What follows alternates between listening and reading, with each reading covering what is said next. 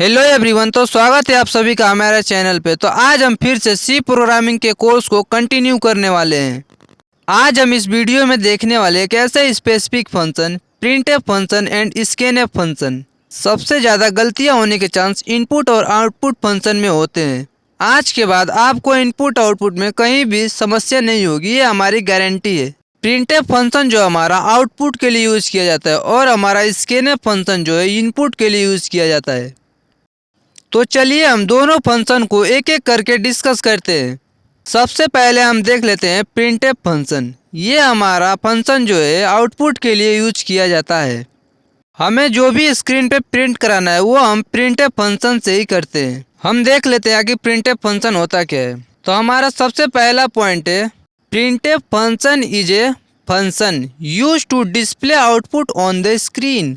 हमें डिस्प्ले पे कुछ भी प्रिंट कराना है तो हम प्रिंटफ फंक्शन का यूज़ करते हैं। अगर आपको प्रिंटफ समझ में आ गया तो अब हम इसके सिंटेक्स को देख लेते हैं। आखिर प्रिंटफ का सिंटेक्स क्या होता है। तो फिर देखेंगे यहाँ पे लिखा है प्रिंटफ, फिर डबल कोष्ठक में फॉर्मेट स्ट्रिंग, फिर कॉमा, फिर उसके बाद वेरिएबल, फिर सेमीकोलन। आप सभी लोगों के मन में एक डाउट होगा, आखिर फॉर्मेट स्ट्रिंग होता क्या है। तो फॉर्मेट स्ट्रिंग वर्ड और फॉर्मेट स्पेसिफायर से मिलकर डबल कोष्ठक में लिखा जाता है। ये आपको अच्छे से क्लियर होगा जब हम प्रैक्टिकल एग्जांपल करके आपको दिखाएंगे तब। फिर उसके बाद है ये वेरिएबल। तो वेरिएबल हम खुद अपने हिसाब से लिखते हैं जो प्रोग्रामर को अच्छे से समझ में आ सके वेरिएबल को देख के। तो वैसा हम वेरिएबल को बनाते हैं। इसका मैं आपको एक एग्जाम्पल दिखाता हूँ, उससे आपको अच्छे से क्लियर हो जाएगा। तो देख लीजिए यहाँ प्रिंटफ और डबल कोष्ठक में यहाँ लिखा है रोल नंबर, फिर उसके बाद %d। ये बात हमेशा याद रखना कि फॉर्मेट स्ट्रिंग को हम डबल कोष्ठक के अंदर ही लिखते हैं, फिर उसके बाद कॉमा डाल के वेरिएबल को लिखते हैं। तो वेरिएबल हमने यहाँ पे लिखा है रोल। ऐसा वेरिएबल हमने इसलिए बनाया ताकि हमारा कोई भी प्रोग्रामर इस कोड को समझ पाएगा। मैं आपको प्रिंटफ फंक्शन को रियल लाइफ एग्जांपल से आपको अच्छे से समझाता हूँ ताकि आपको अच्छे से क्लियर हो पाए। तो हमारा एग्जांपल है एटीएम मशीन डिस्प्ले।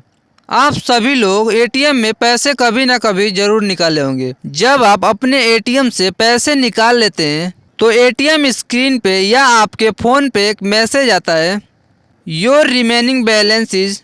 ये जो आपको डिस्प्ले पे इंफॉर्मेशन शो होता है, यही काम आपके प्रोग्राम में प्रिंटफ फंक्शन करता है, इंफॉर्मेशन को डिस्प्ले पे शो करवाने का काम। अगर आपको प्रिंटफ फंक्शन समझ में आ चुका है तो अब हम चलते हैं अपने दूसरे फंक्शन पे, वो है हमारा स्कैनफ फंक्शन। तो स्कैनफ फंक्शन को हम बेसिकली इनपुट के लिए यूज़ करते हैं। कोई भी हम इनपुट लेते हैं तो हम स्कैनफ फंक्शन के मदद से ही लेते हैं। एक बार आपको अच्छे से दिखा देता हूँ कि आखिर स्कैनफ फंक्शन होता क्या है। Scanf function is use to take input from the user keyboard. Keyboard से हम यूजर के थ्रू इनपुट देते हैं। स्कैनफ हमारा इनपुट के लिए उस स्कैनफ फंक्शन के हम सिंटेक्स को देख लेते हैं। तो ये हमारा स्कैनफ और डबल कोष्ठक में फॉर्मेट स्पेसिफायर जैसे कि %d जो कि हम इंटीजर वैल्यू के लिए यूज़ करते हैं, और %f जो कि हम फ्लोट वैल्यू के लिए यूज़ करते हैं। ये सब आपको डिटेल में अभी इसके बाद ही बताने वाला हूँ। ये हमारा होता है एड्रेस ऑफ द वेरिएबल, कि वेरिएबल को हम किस एड्रेस पे स्टोर करें, उसके लिए हम एड्रेस का यूज़ करते हैं। और ये हमारा वेरिएबल है जो कि यूज़र खुद डिफाइन करता है। स्कैनफ फंक्शन का भी हम एक एग्जांपल देख लेते हैं। प्रिंटफ फिर डबल कोष्ठक में एंटर योर नंबर। प्रिंटफ तो स्क्रीन पे शो कर देगा कि एंटर योर नंबर, लेकिन यूज़र कहाँ इनपुट करेगा।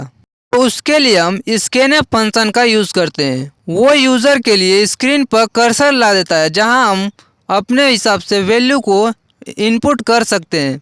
ये हमारा इंटीजर वैल्यू है, इसीलिए हमने %d का यूज़ किया है। नम वेरिएबल हमने खुद अपने हिसाब से डिक्लेयर किया है। स्कैनफ फंक्शन को भी हम रियल लाइफ एग्जांपल से एक बार समझ लेते हैं। जब आप एटीएम में जाते होंगे तो आपको इनपुट डालने के लिए कहा जाता होगा। जब आप 4 अंक के पिन कोड डालते होंगे तब आपका पैसा विड्रॉ होता होगा। तो ऐसे हम यूज़र से इनपुट लेने के लिए स्कैनफ फंक्शन का यूज़ करते हैं। मैं आशा करता हूँ आपको स्कैनफ फंक्शन अच्छे से क्लियर हो गया होगा। तो अब हम देख लेते हैं फॉर्मेट स्पेसिफायर। आखिर फॉर्मेट स्पेसिफायर होता क्या है, क्योंकि ये हर प्रोग्राम में इस्तेमाल होगा तो इसको जानना बहुत ही ज़रूरी है। तो format specifier, a format specifier tells the compiler the types of data int, char, float, string that should be printed और रीड। फॉर्मेट स्पेसिफायर, हम जैसा हमारा डेटा टाइप होगा हम वैसे ही फॉर्मेट स्पेसिफायर को यूज़ करेंगे। सी प्रोग्रामिंग के कुछ डेटा टाइप के और उसके फॉर्मेट स्पेसिफायर को देख लेते हैं। जैसे कि हमारा इंटीजर डेटा टाइप है, उसके लिए हम %d का यूज़ करते हैं। दूसरा है फ्लोट, उसके लिए हम %f का यूज़ करते हैं। तीसरा है कैर, उसके लिए हम %c का यूज़ करते हैं। चौथा है हमारा स्ट्रिंग, उसके लिए हम s का यूज़ करते हैं। ये सभी टॉपिक अगर आपको क्लियर हो चुका है तो अब हम चलते हैं अपने VS कोड में। आपको कोड रन करके आपको दिखाएंगे, उससे आपको ज़्यादा क्लियर होगा। तो हम आ चुके हैं अपने VS कोड में। हम इसमें आपको कोड को रन करके आपको दिखाएंगे आपके सामने।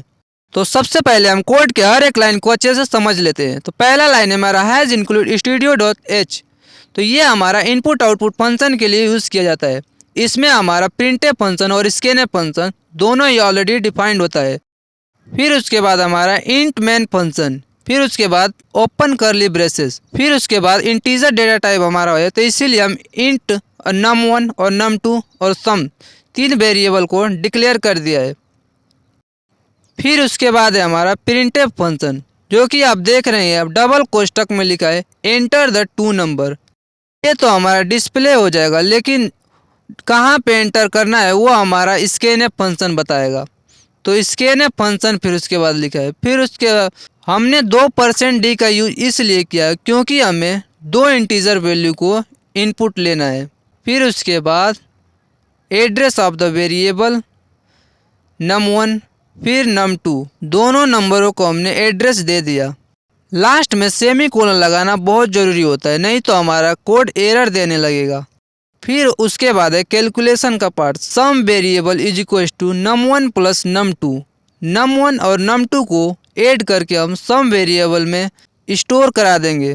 फिर उसके बाद है डिस्प्लेइंग रिजल्ट, तो हम प्रिंटफ फंक्शन की हेल्प से हम अपने रिजल्ट को डिस्प्ले करा देंगे। फिर उसके बाद रिटर्न 0, फिर उसके बाद क्लोज करली ब्रेसेस लगा के अपने कोड को ख़त्म करते हैं। फिर हम राइट क्लिक करके अपने कोड को एक बार रन करके आपको दिखाते हैं कि आखिर आउटपुट क्या आता है। यहाँ पे आपको टर्मिनल में दिख रहा होगा एंटर द 2 नंबर।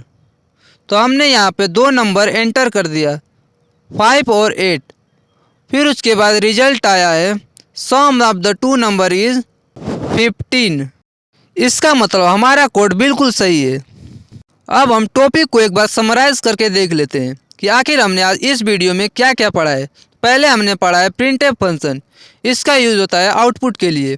फिर उसके बाद हमने पढ़ा है स्कैनफ फंक्शन, इसका यूज होता है हमारा इनपुट के लिए। फॉर्मेट स्पेसिफायर जो कि %d इंटीजर के लिए, %f फ्लोट के लिए और %c कैरेक्टर के लिए। और हमारा नेक्स्ट टॉपिक क्या होने वाला है वो भी देख लेते हैं एक बार।